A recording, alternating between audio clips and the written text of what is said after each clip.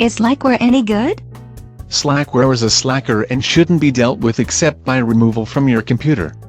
I thought it was a decent Linux version.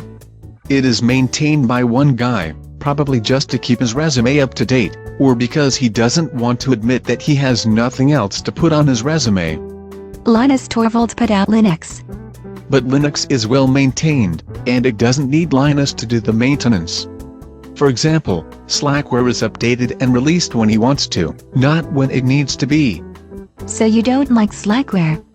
There's little documentation compared to other Linux operating systems, few training resources.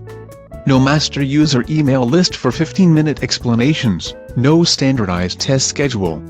You make it sound like the founder of Slackware is a slacker. I won't say that isn't the origin of the name. What else don't you like about it?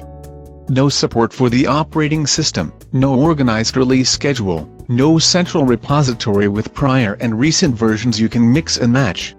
CentOS is on a similar model as Slackware, essentially crowdsourced Linux. At least CentOS has a small crowd supporting it and developing it.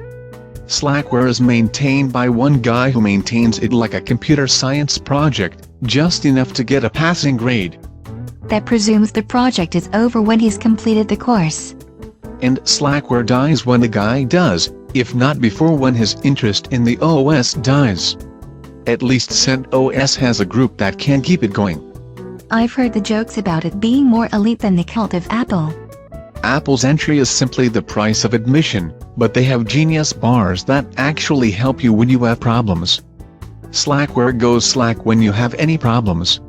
So it only looks good on your resume to say you're good enough to debug it.